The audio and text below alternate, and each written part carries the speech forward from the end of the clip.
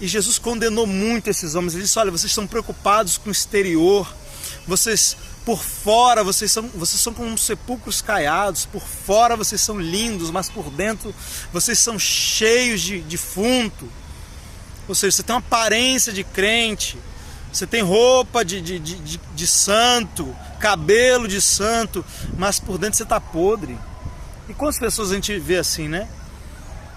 Você olha, a pessoa tem toda ali uma santidade por fora, uma aparência de santidade, mas você vai conviver, a pessoa é cheia de ódio, cheia de rancor, cheia de discórdia, cheia de maledicência, fala mal de todo mundo, odeia todo mundo, aponta todo mundo, se sente mais santo que todo mundo, julga todo mundo.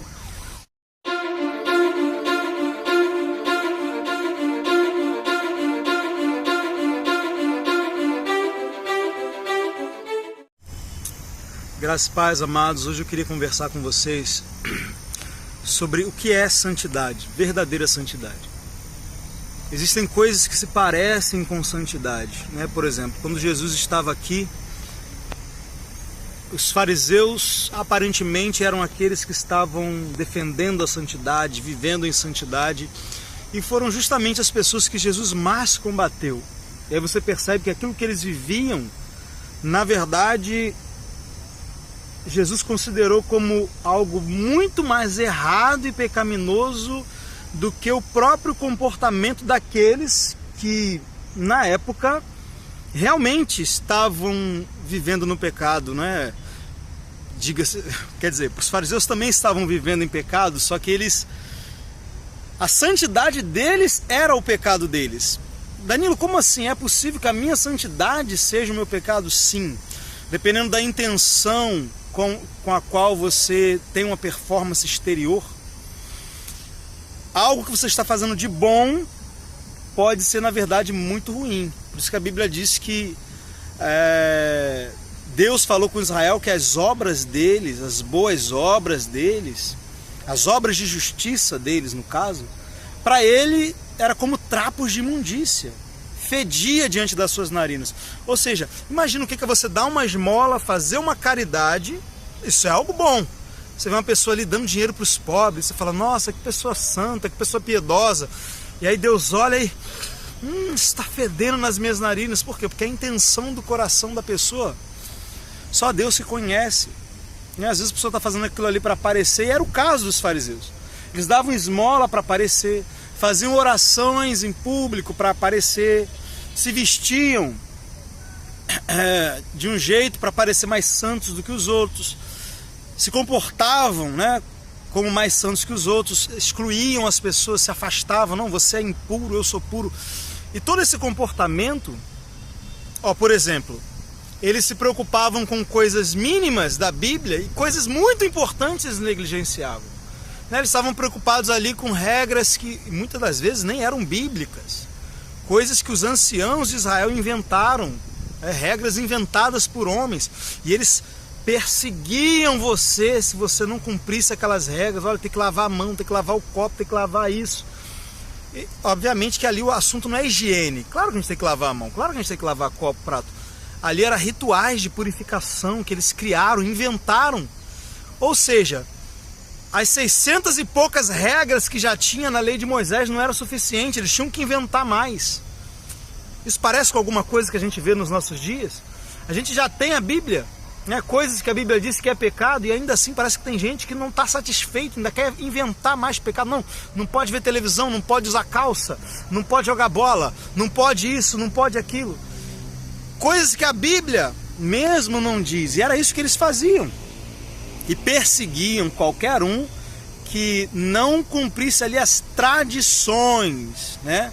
Ou seja, aquilo não eram mandamentos de Deus, eram tradições de homens. E Jesus condenou muito esses homens. Ele disse: olha, vocês estão preocupados com o exterior, vocês por fora, vocês são como sepulcros caiados, por fora vocês são lindos, mas por dentro vocês são cheios de defunto. Ou seja, você tem uma aparência de crente, você tem roupa de santo, cabelo de santo, mas por dentro você está podre. E quantas pessoas a gente vê assim, né? Você olha, a pessoa tem toda ali uma santidade por fora, uma aparência de santidade. Mas você vai conviver, a pessoa é cheia de ódio, cheia de rancor, cheia de discórdia, cheia de maledicência, fala mal de todo mundo, odeia todo mundo, aponta todo mundo, se sente mais santo que todo mundo, julga todo mundo. E é nesse lugar, é esse tipo de comportamento que é quando a minha santidade, na verdade, é o meu pecado.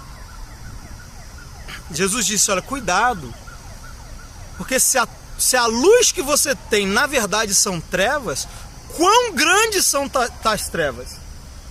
Porque se o pecado do cara é pecado, é só ele se arrepender, o sangue de Jesus nos purifica de todo pecado.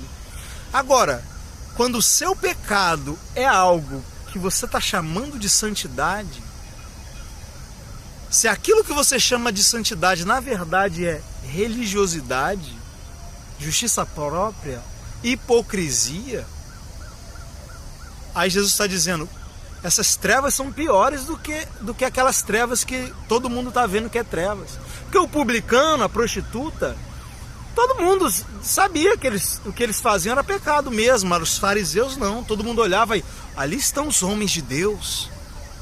E você não vê, né, Jesus, ele repreendendo duramente os publicanos, as prostitutas, mas você vê ele repreendendo duramente os fariseus por falsa santidade. Então eu queria falar com você hoje sobre o que é a verdadeira santidade. E aí eu já vim gravar aqui perto dessa árvore. Por quê? Porque santidade é isso. Santidade não é um esforço que você faz para ter um mero comportamento externo a fim de mostrar para os outros que você é santo. Santidade é isso aqui, ó. Danilo, como assim? Santidade é uma árvore? Sim. Como que uma árvore ela funciona? A árvore ela tem uma natureza, ela tem um DNA. Então uma laranjeira, ela não é uma laranjeira porque ela se esforçou ali. E eu não estou dizendo que não existe esforço nenhum, ok? Existe esforço. Mas não é o esforço para produzir o fruto.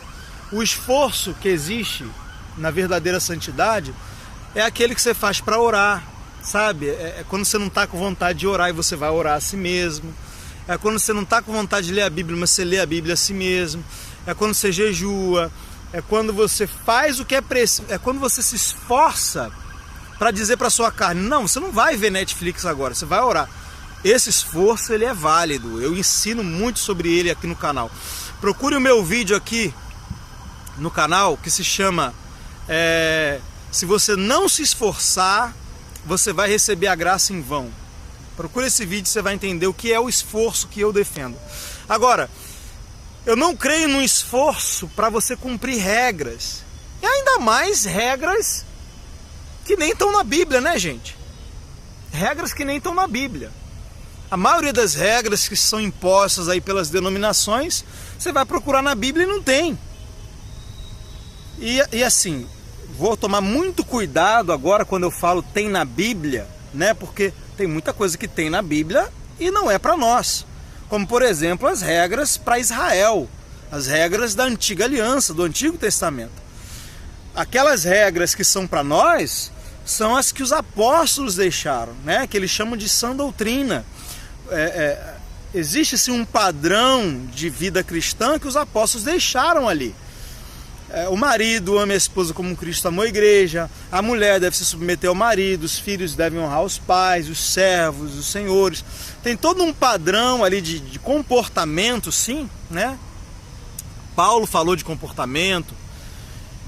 E mesmo na graça, na nova aliança, a gente tem sim ali um padrão de comportamento cristão, mas ao contrário das regras da lei, esse comportamento cristão não é para você se tornar justo, mas é porque você já é justo.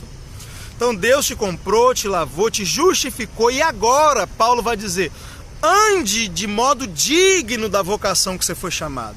Então você não pratica para depois se tornar justo. Então pratiquei, agora eu sou justo. Não, Deus te torna justo pela fé e agora você, peraí, eu sou justo, então eu vou andar como justo, eu vou andar em justiça, eu vou praticar a justiça. Baseado numa justiça que eu já tenho. Então, quem é santo, santifique-se ainda. Então, antes de eu me santificar, eu preciso entender que eu já sou santo. Jesus já me santificou. E porque eu sou santo, eu vou ter um comportamento à altura daquilo que Deus me fez. Para quê? Primeiro, para glorificar o nome de Jesus. Segundo, para dar bom testemunho para os que estão de fora, para que as pessoas não fiquem dizendo, ah lá o crente, ó, diz que serve a Deus e vive que nem eu. Para dar bom testemunho. Terceiro, porque o amor de Cristo nos constrange. Porque se Ele morreu por nós, nós morremos. E Ele morreu por todos para que aqueles que vivem não vivam mais para si mesmos, mas vivam para aquele que por eles morreu. Então a sua santidade, ela não te salva, ela não te justifica, mas ela glorifica o nome daquele que te salvou, daquele que te santificou, daquele que te justificou. E quarto lugar, querido, porque se você viver uma vida de pecado, o Pai te ama e Ele vai te corrigir. A Bíblia diz que Deus corrige o filho que ama. Então você vai ser corrigido por Deus, ok?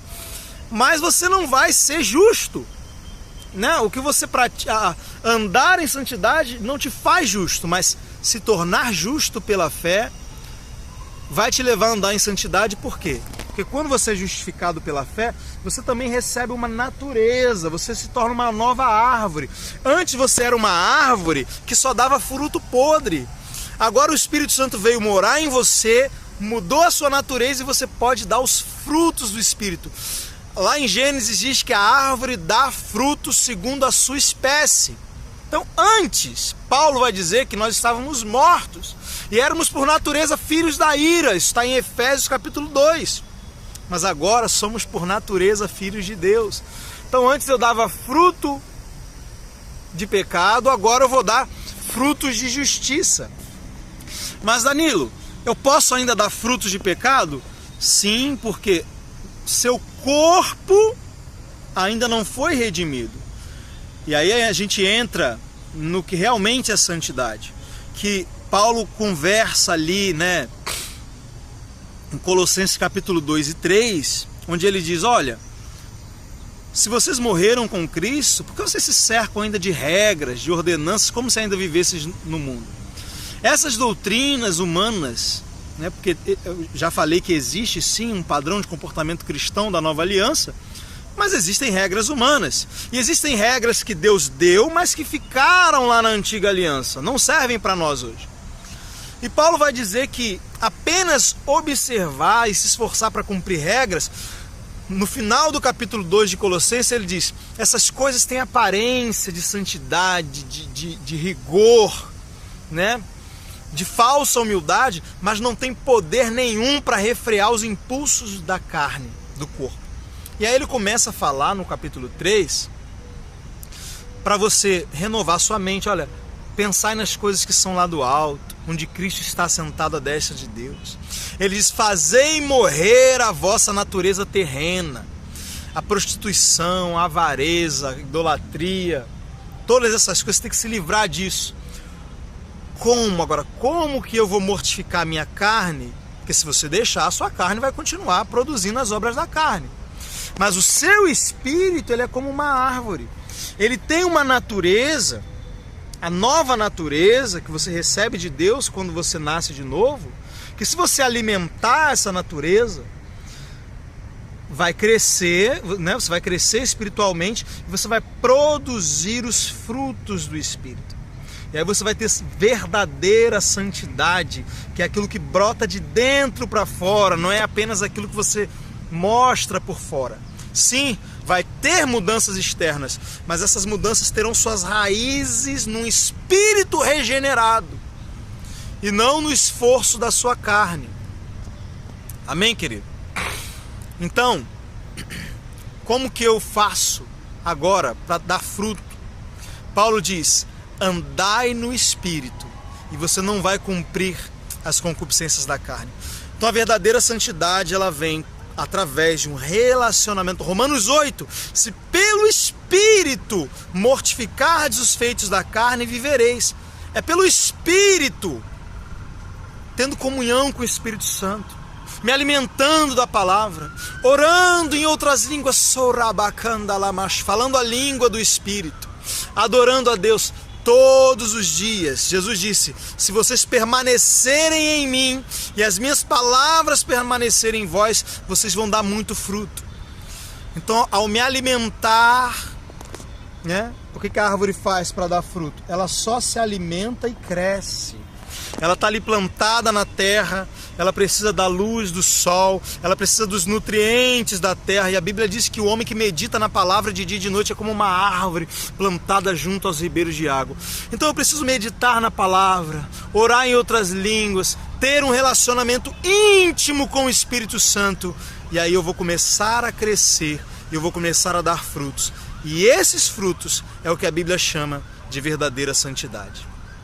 Eu espero ter ajudado você mais um pouquinho na sua caminhada, que você possa assistir esse vídeo várias vezes e ver aqui os outros vídeos que tem no meu canal, onde eu ensino mais profundamente como orar em línguas, como jejuar, como meditar na palavra, para que você realmente viva essa vida de santidade genuína, não uma vida de religiosidade, de aparência. Amém, querido? Quero te convidar, você que não é inscrito no canal, se inscreva. Ative o sininho das notificações, deixe o seu like, o seu comentário e compartilhe esse vídeo com o máximo de pessoas que você puder. Graça e paz, vejo você no próximo vídeo.